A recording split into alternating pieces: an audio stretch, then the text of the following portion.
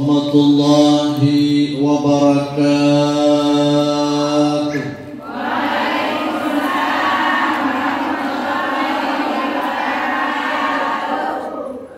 Kurang semangat, Bu. Ini jam-jam ngantuknya harus semangat. Ibu-ibu yang tak menjawab salam saya doakan suaminya kawin lagi.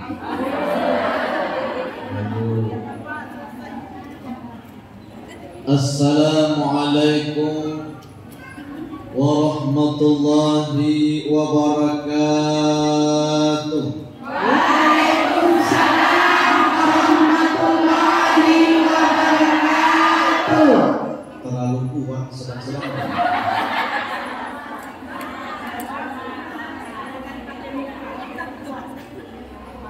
Bismillahirrahmanirrahim. Hamdan wa syukran lillah, amma ba'd. Yang sama-sama kita muliakan segenap pengurus Masjid Nurul Hikmah, betul? Tidak ketinggalan pula yang kita muliakan Bapak RW kita yang alhamdulillah beliau hadir pada hari ini. Pak RW, Pak RT pasti nggak datang. Kalau main gaplek datang ya. Betul nggak, Bu? Terima kasih sudah membantu. Dan yang sama-sama kita hormati segenap ketua-ketua majelis taklim. Sebutkan satu persatu, saya tak hafal. Yang undang saya mana orangnya? Oh, Ibu ya. Bu RW ya? Oh, Bu RW, terima kasih Pak RW. Kemarin dia undang itu Ibu, semalam saya baru pulang dari Malaysia. Jadi hari ini ngisi di sini. Mudah-mudahan pertemuan kita ini mendapatkan berkah dari Allah. Amin. Amin. Ibu-ibu, sebelum saya ceramah, saya tak lama ceramah 4 jam saja. Boleh tak? One kilo. Tak lama, setengah jam saja. Sebelum saya ceramah, boleh saya kenalkan diri saya? Nama saya Syahruddin Ali, panggilannya Ali. Alhamdulillah istri baru 1. Dan alhamdulillah istri saya orang Arab. Arab apa? Arab nanti, alias orang Jawa.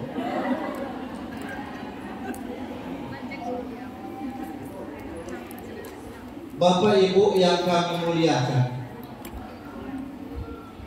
mudah-mudahan kita minta kepada Allah pertemuan kita hari ini menjadi salah satu penyebab dosa-dosa kita diampuni oleh Allah Subhanahu wa taala. Amin. Amin.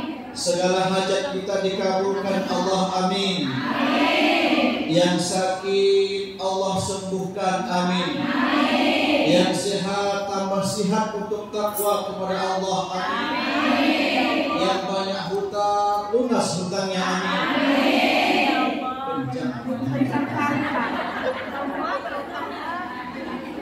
Yang belum punya mobil semoga bisa beli mobil. Amin. Minimal mobil jenazah.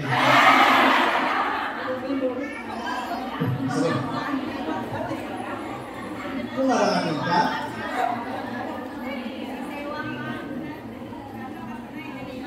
Amin ya. Ibu-ibu yang kami muliakan, di dalam kitab Jami'atul Karamatil Auliya, seorang aulia Allah yang bernama Imam Sirri As-Saqati. Imam Sirri As-Saqati ini seorang wali Allah.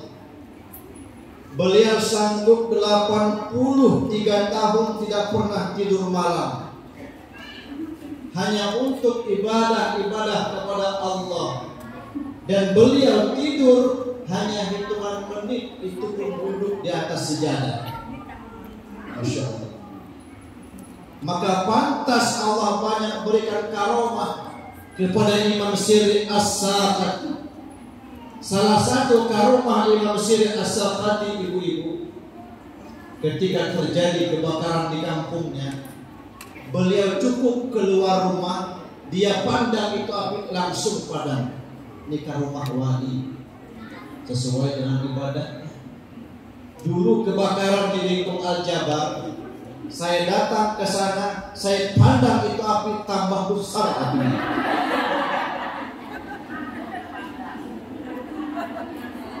Yang pandang bukan wali. Gimana mau jadi wali? Tidurnya lebih banyak daripada ibadah. Saking banyaknya tidur, basah bantal dan air liur. Ini kan awal ya Tuhan. Bu, apa kata beliau mengatakan? Ado ampe golongan, bahasa Inggris. Ampe golongan orang-orang ini yang mendapatkan rahmat dan ridho daripada Allah Subhanahu wa Ta'ala. Kalau sudah Allah pandang kita dengan pandang rahmat tuan-tuan, maka sudah tidak ada lagi cerita bagaimana sakitnya ketika proses roh diambil di pada tubuh. Sudah tidak ada lagi cerita bagaimana sakitnya alam kubur. Dan sudah tidak ada lagi cerita bagaimana sakitnya di padang mahsyar. Dan kita tinggal duduk manis dalam surganya Allah, berkumpul dengan orang-orang yang saleh. Mudah-mudahan kita termasuk. Amin. Amin. Siapa yang pertama yang dipandang oleh Allah dengan pandangan rahmat? Bu Ketua, kalau nanti masuk adzan asar, kasih tahu ya. Nanti saya lupa. Saking asiknya megang mikrofon nih, karena saya lihat itu cantik-cantik semua, masya Allah. Bukannya bercahaya ada atas. Mudah-mudahan istri yang salehah. Amin. Siapa yang pertama kata Imam Syirih As-Saqati yang dipandang oleh Allah dalam pandangan rahmat? As-Saimina fi syahri Ramadan. Orang yang berpuasa di bulan suci Ramadan. Sebentar lagi kita masuk bulan suci Ramadan. Semoga kita diberikan oleh Allah keberkahan umur, kekuatan badan, sehingga kita bisa beramal ibadah.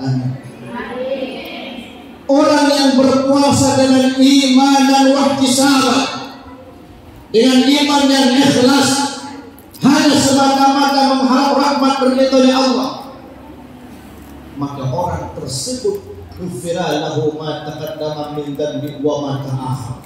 Allah akan ampuni dosanya, dosa batin, dosa zahir, bahkan dosa yang belum dia lakukan Allah sudah ampuni. Alhamdulillah. Dalam kitab As-Siyam, Bapak Ibu, banyak sekali fadilah dan keutamaan orang-orang yang berpuasa. Pertama, fadilah orang yang berpuasa di bulan suci Ramadan. Nanti apabila dia meninggal dunia, dia masuk surganya Allah melalui pintu Ar-Rayyan. Pintu Ar-Rayyan ini hanya boleh dimasuki oleh orang-orang yang berpuasa di bulan suci Ramadan. Tidak sampai di sana tuan-tuan.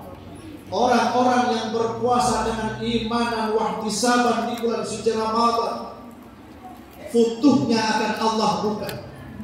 Apa itu futuh? Hijab kita akan dibuka oleh Allah Subhanahu wa Ta'ala.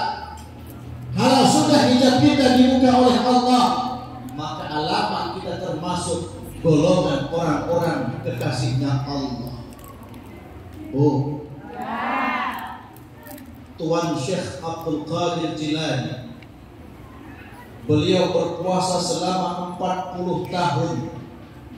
40 tahun beliau tidak pernah batal wudu. 40 tahun dia tidak pernah tidur malam.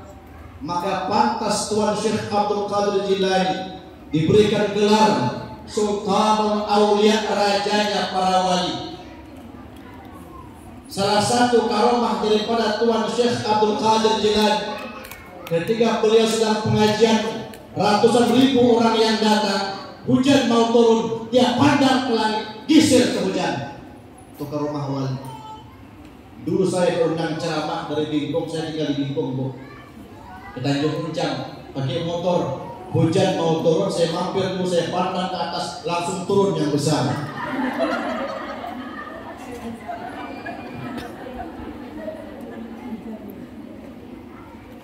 Tuan Syekh Abdul Qadir Jilani dalam kandungan ibunya sudah wali. Ketika beliau lahir pada tanggal 1 Ramadan, Tuan Syekh Abdul Qadir Jilani langsung berpuasa. Beliau tidak menyusu. Ini kan luar biasa, Bu. Ada anak bayi umur 1 hari langsung berpuasa. Luar biasa, Bu. Luar biasa. Sementara kata kawan saya di Pumbur, ada bayi umur 40 tahun baru sanggup berpuasa. Ini lebih hebat daripada Syekh Abdul Qadir Jilani.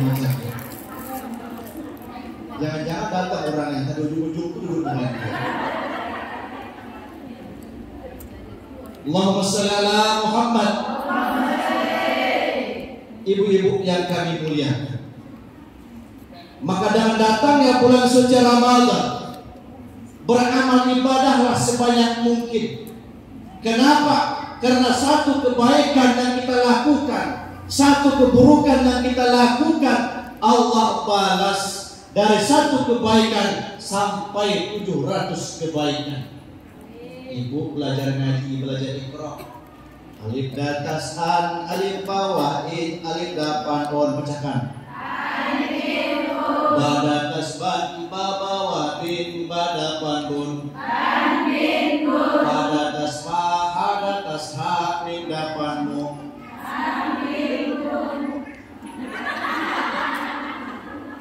Min datas ma, kadatas ta, min dapanmu. Pahala nggak, Bu? Pahala. Kenapa pahala? Yang kita baca huruf Al-Quran. Betul? Apalagi Ibu bisa membaca Al-Quran. Satu huruf yang kita baca Al-Quran, Allah balas sampai 700 kali lipat. Bayangkan Al-Quran itu 6.666 ayat. Khatam kita membaca 700 kali 6.666 ayat. Dapetnya hampir 1.666.200 di bahasa Inggris. Banyak nggak, Bu? Banyak. Maka jangan sia-siakan dengan datangnya bulan suci Ramadan, karena kita tidak tahu umur kita berjumpa tidak dengan bulan suci Ramadan yang akan datang. Betul? Ibu yang kami muliakan, saya sering kasih contoh begini kata saya. Di tangan kanan saya ada satu biji berlian, harganya 100 juta. Di tangan kiri saya ada satu ikat rumput. Berlian dan rumput saya letak di depan kambing. Kira-kira Bapak Ibu yang mana diambil kambing? Berlian atau rumput? Dasar kambing. Kenapa kambing mengambil rumput? Karena kambing hanya hidupnya melayani perut. Betul? Kalau seandainya kambing mau berpikir dengan akal, logika, intelektualitas manusia, yang dia ambil berlian, kemudian berlian dia jual ke pasar dengan harga 100 juta, dia belikan rumput, dapat 1 kabupaten rumput. Betul? Kambing tidak mengerti dengan kemuliaan berlian, yang dia ambil rumput. Kenapa? Karena hidupnya kambing hanya untuk melayani perut. Maka kata Imam Ghazali, orang yang hidup hanya untuk melayani perut, maka dia adalah ibu yang ngomong ya. Saya kan cuma nyampaikan, kenapa diteruskan? Nanti marah Pak RW, nanti dibilang kami kejam Pak RW. Sungguh benar. Bu, ini yang pertama yang Allah pandang dengan pandangan rahmat. As-shafimina fi syahri Ramadan. Orang yang berpuasa di bulan suci Ramadan tapi ada tapinya, puasanya ikhlas karena Allah Ta'ala. Yang kedua yang dipandang oleh Allah dengan pandangan rahmat, mujalisatu salihin, orang yang duduk di majelis yang orang-orang yang saleh. Hari ini kita kumpul di Masjid Nurul Hikmah, maka yakinlah perkumpulan kita ini perkumpulan orang-orang yang saleh. Karena kata baginda Rasul, julusuka indal waliyya min awliya Allah hayyin aw maitin walau kahal syatin aw kasyakit baydatin khairul laka min ta'budallah bi zawajil ardi kulliha aw illa an taqta'u aduka erban. Orang yang duduk di majelisnya orang-orang yang saleh, atau orang yang saleh itu hidup ataupun sudah mati, walaupun duduknya sebentarnya bagaimana? Seperti orang yang memerah susu. Sebenarnya bagaimana? Seperti orang yang memecahkan telur untuk digoreng mata sapi. Pernah, Bu? Sebentar kita duduk, itu kata baginda Rasul, lebih baik daripada engkau ibadah sampai terputus-putus badannya. Masya Allah. Saya yakinnya belum ada orang yang ibadah sampai terputus-putus badannya, betul? Kalau kena kencing manis banyak, betul, Bu? Dalam kitab Taqdirul Khatir dijelaskan, Bapak Ibu, syarat kita ingin mendapatkan keberkahan ketika kita duduk di majelis orang-orang yang saleh, ketika kita berziarah dengan orang-orang yang saleh yang hidup ataupun yang sudah meninggal dunia, ketika kita bertawasul dengan orang-orang yang saleh, syaratnya ada dua supaya kita mendapatkan berkah. Yang pertama syaratnya, kita harus yakin seyakin-yakinnya yang kita duduki, yang kita tawasuli, yang kita ziarahi, mereka betul-betul kekasihnya Allah, bagian daripada wali-walinya Allah. Paham? Paham, Bu? Paham, Bu? Kalau sudah paham, cukup sampai di sini saya cerita. Billahi taufiq wal hidayah. Paham? Berubah lagi. Itu yang pertama. Syarat yang kedua, Bapak Ibu, pahami, karena ibu-ibu suka ziarah, betul? Supaya kita dapat berkahnya. Syarat yang kedua, kita tidak boleh ingkar, kita tidak boleh mencela dengan pekerjaan wali, walaupun terkadang pekerjaan wali itu menyalahi pada zahirnya, namun pada hakikatnya tidak. Seperti kisah Imam Ahmad Badawi. Imam Ahmad Badawi ini seorang aulia Allah, seorang wali Allah. Ketika beliau meninggal dunia, orang mau mandikan, beliau bangun sendiri, beliau mandi sendiri. Ini pekerjaan wali, tidak boleh kita tiru, tidak boleh kita celak. Kalau kita tiru, yakin yang layak pada kabur. Melihat mayit, bangun lagi, kemudian mandi sendiri, habis itu baring lagi, pasti ibu bilang nanti malam mati jadi hantu. Betul? Tapi ini kerja wali, tidak boleh kita tiru, tidak boleh kita yakin, harus yakin seyakin-yakinnya. Kalau kita ingin mendapatkan barokah daripada orang-orang yang saleh. Paham, Bu? Paham, Bu? Makanya ada sayang bi Rasulillah iwan badawi warjalim min bani alamin bi Rasulillah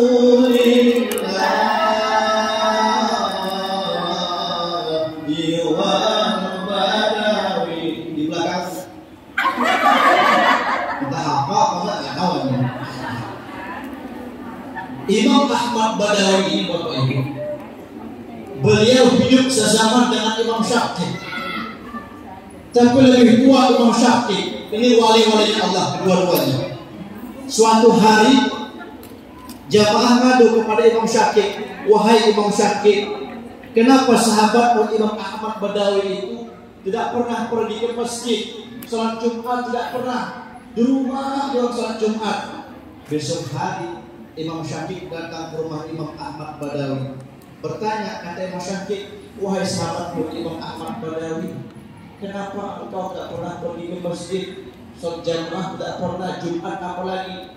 Dijawab oleh Imam Ahmad Badawi, uskut ya sahib la takallam. Hei sahabatku Imam Syafi'i, jangan bicara, diam saja. Pulang Imam Syafi'i yang tadinya pasar berubah menjadi hutan di rumah wali. Imam Syafi'i sesat di hutan tak jadi masalah. Yang jadi masalah di mana tempat sholat berjamaah. Dalam kitab Jami'atul Karamatul Awliya dijelaskan, tak lama kemudian Bapak Ibu lewat orang yang berpakaian serba putih, wajahnya bercahaya, harum tubuhnya. Menurut riwayat lain yang lewat itu Nabi Khidir alaihissalam. Kalau Nabi Khidir yang lewat, cepat-cepat kita salaman, pegang ibu jarinya. Kalau ibu jarinya nggak ada tulang, itu Nabi Khidir. Kalau Nabi Khidir buka mulut minta ludahin. Kalau beliau yang ludahin, kita dapat ilmu dan dunia. Tapi jangan sembarang buka mulut. Mana tahu nanti urusan berjamaah subuh, pakaian putih, harum, tanpa salaman langsung buka mulut. Dikira Nabi Khidir, ternyata Pak RW yang mudahin. Kalau Pak RW yang mudahin banyak coronanya. Singkat cerita Bapak Ibu, sampailah Imam Syafi'i ke masjid yang ditunjukkan oleh Nabi Khidir. Sampai di sana, Masya Allah, rupanya yang menjadi imam di sana Imam Ahmad Badawi. Imam Ahmad Badawi salatnya di masjid para wali dan beliau yang menjadi imam. Habis salat jamaahnya hilang, masjidnya hilang. Imam Syafi'i langsung sampai ke rumah. Kesimpulannya Bapak Ibu, kalau ada tetangga kita nggak pernah ke masjid, jangan ditanya-tanya. Mana tahu juga wali. Paling tidak wali buta. Apa buta? Istilah orang pesantren pemalas. Apa hikmahnya Ustaz kita menceritakan karomah orang-orang saleh, wali-wali Allah? Baginda Rasulullah bin Abdullah bin Abdul Muttalib bin Hashim bin Abdul Manaf bin Qusay bin Khilaf bin Murrah bin Kahab bin Luy bin Khalid bin Fihri bin Malik bin Nadri bin Khananah bin Husaymah bin Mudrikah bin Ilyas bin Mudar bin Nidar bin Ma'ad bin Adnan bin Adnan bin Qalab bin Nahud bin Yaqub bin Yasduk bin Nabat bin Ismail bin Ibrahim bin Syaruk bin Ra'u bin Fal bin Aibah bin Saleh bin Arfashad bin Syam bin Nuh bin Lama bin Mutawassaleh bin Ahnu bin Yarid bin Mahlai bin Khayna bin Ya'nis bin Syahli bin Adam alaihissalam. Ini nasabnya Rasulullah sampai kepada Nabi Adam. Apa itu? Apa Ustaz? Kalau harga bawah saya kapan? Apa kata baginda Rasul? Dzikrul awliya tanzilur rahmah. Menyebut, menceritakan karomah orang-orang saleh, wali-walinya Allah, pertanda itu mendapatkan barokah. Yakin hari ini kita semua di sini, yang hadir di sini semua mendapatkan barokah dari Allah Subhanahu wa taala. Amin ya rabbal alamin. Ibu bapak yang kami muliakan, Imam Abu Hanifah. Imam Abu Hanifah ini Bapak Ibu seorang ulama. Beliau tiap-tiap malam salat sunnah sebanyak 1000 rakaat. Kalau kita salat tarawih 12 rakaat ribut sudah. Betul? Malam pertama full, malam kedua full, malam ketiga full. Pas dengan malam kedua tiga tinggal imam dan sendiri. Gimana mau jadi wali? Betul? Imam Abu Hanifah itu guru agamanya sebanyak 4.000 orang. Wajar muridnya jadi ulama besar. Kita paling banyak guru agama 10 orang. Itu pun termasuk 3 orang guru silat. Gak dapat lagi berkahannya. Imam Syafi'i bin Abdullah bin Idris bin Utsman bin Syafi'i bin Abdullah bin Hasib bin Ubay bin Yazid bin Hashim bin Abdul Muttalib bin Abdul Manaf yang masih sepupunya baginda Rasul. Beliau umur 7 tahun sudah hafal Al-Quran. Ketika beliau pakai imamah namanya sunnah, beliau nunduk hafal semua yang diajarkan oleh gurunya. Kita umur 70 tahun ngaji pun belum banyak yang bisa. Betul? Tapi yakinlah keberkahan pasti akan dapatkan daripada orang-orang yang saleh. Terakhir, Imam Malik. Imam Malik ini Bapak Ibu salah satu karomahnya. Asal beliau tidur, beliau mimpi dengan Rasulullah. Apabila beliau tidur, mimpi dengan Rasulullah SAW. Apa hikmahnya orang mimpi dengan Rasulullah? Kalau dia seorang santri akan diberi ilmu laduni.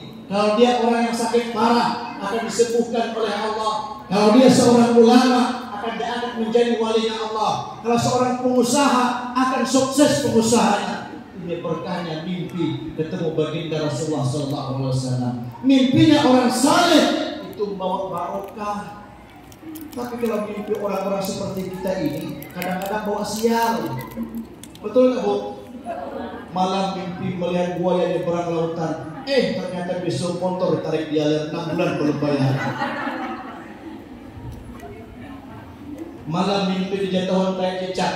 Ternyata besok lampu diputus nunggak 3 bulan. Tapi kalau anak gadis, janda-janda, yang bagus itu mimpi dikejar ular tadung. Apa tafsirnya Ustaz? Kalau mimpi dikejar ular tadung, alamat bakal dapat suami yang hitam black. Kalau dapat suami hitam black, syukur ya Allah kau kirimkan Hajar Aswad ke rumah. Tapi kalau buat bapak-bapak macam saya, macam Pak Ustaz, macam Pak RW, itu yang bagus mimpi mencium bunga melati yang segar. Alamatnya apa? Alamat bakal kawin lagi.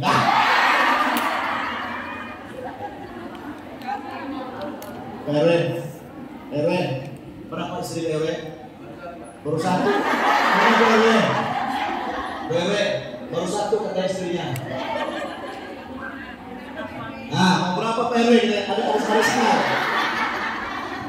Lebat batang padi jerami, padi dipanen di pagi hari. Pak RW ingin berpoligami, tapi sayang takut istri. Burung cendrawasih terbang tinggi, mencari makan di pagi hari. Bukan Pak RW takut dengan istri, tapi istri lebih berani. Apaan? Iya Mak. Pulang. Iya. Gitu lah Pak. Kasihan Bu RW. Insya Allah yang hadir suami-suami yang takwa. Apa itu takwa? Suami-suami takut istri tua.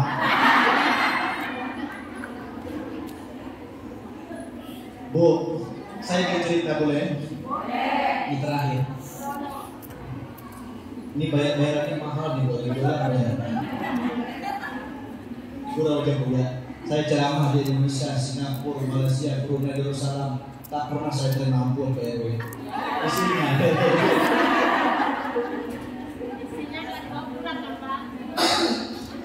Sampai di mana Bu? Itu lupa saya. Saya ingin cerita terakhir Bu ya. Di Tarim, Hadratul Maut, Kota Seribu Wali. Ada seorang wali yang bernama Syekh Abdurrahman Bazal Haban.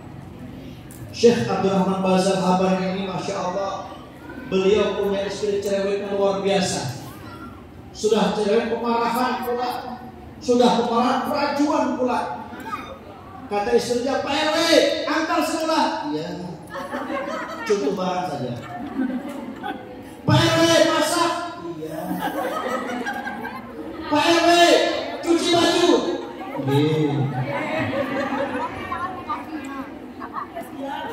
Pak RW kerja, kalau Pak RW kerja nggak pulang bawa duit, jangan tidur ke rumah. Sabar Pak RW-nya, ikhlas, redha, Allah angkat jadi wali. Syekh Abdurrahman Bazal Haman, doanya cepat dikabulkan oleh Allah daripada sambaran kita. Jadi ibu-ibu, kesimpulannya, kalau ingin suaminya diangkat menjadi wali Allah, mulai malam hari ini marahi habis-habisan. Kapan perlu apa? Silahkan kawin lagi. Nah,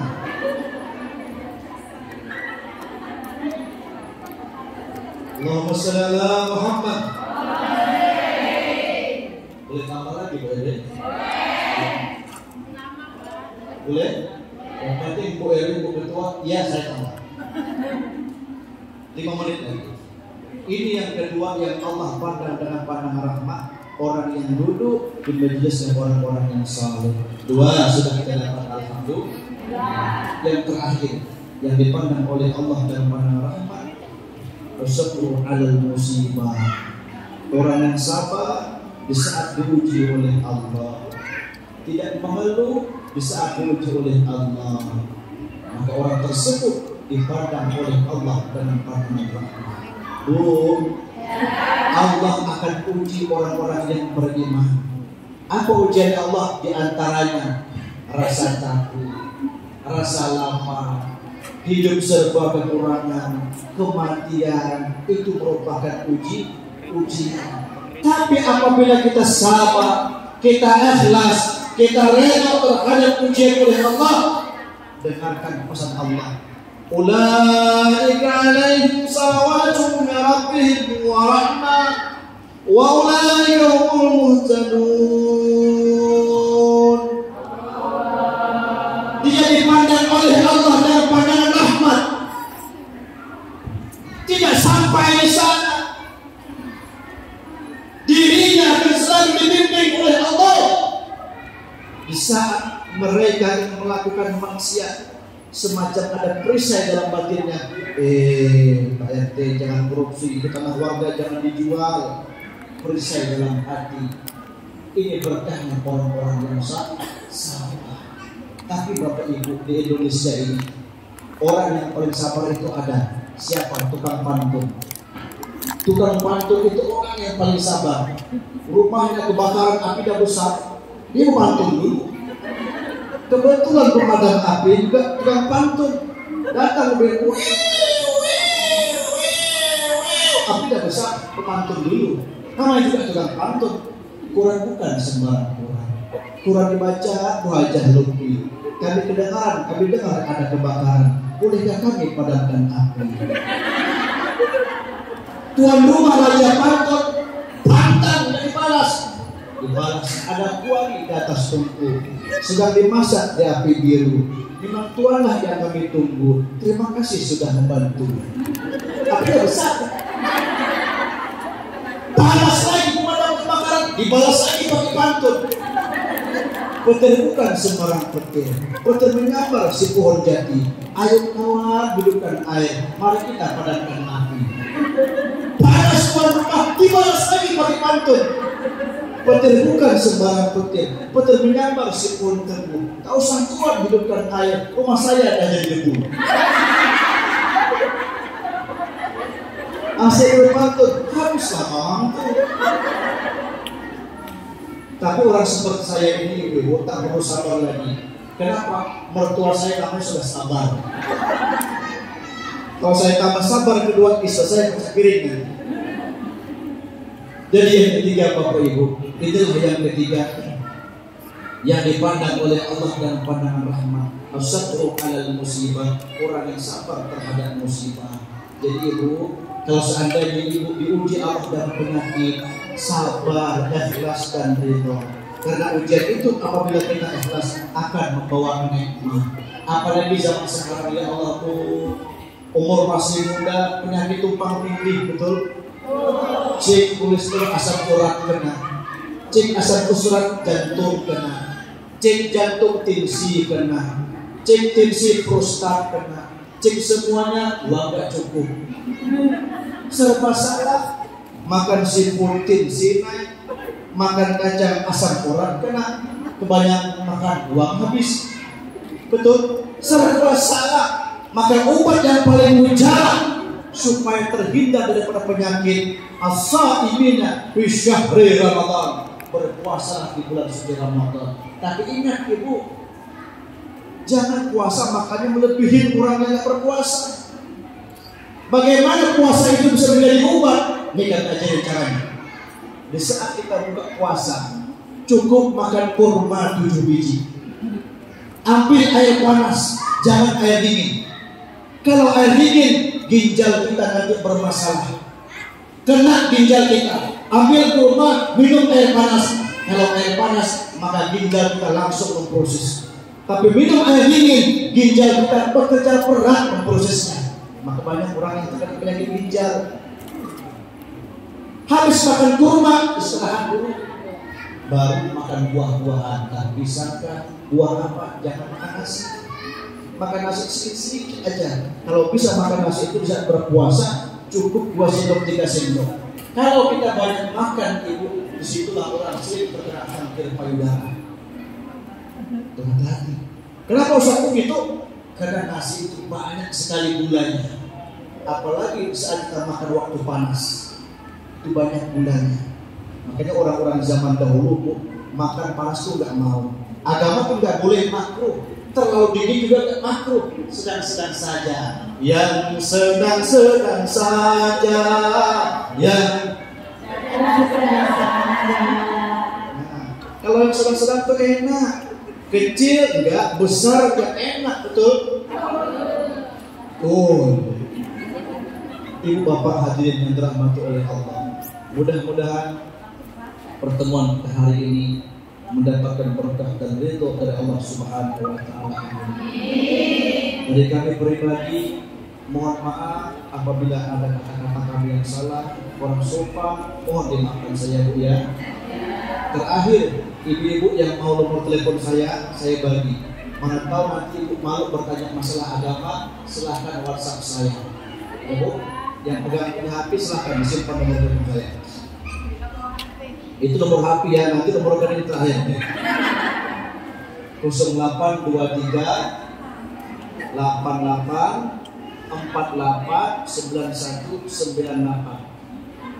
0823 88 48 9198. Nanti kalau ibu mau bertanya masalah agama, silahkan WhatsApp kami. Bapak Ibu hadirin yang kami muliakan, cukup sekian yang dapat saya sampaikan. Lebih dan kurang mohon maaf yang sebesar-besarnya. Akhirul kalam, billahi taufiq wal hidayah. Wassalamualaikum warahmatullahi wabarakatuh.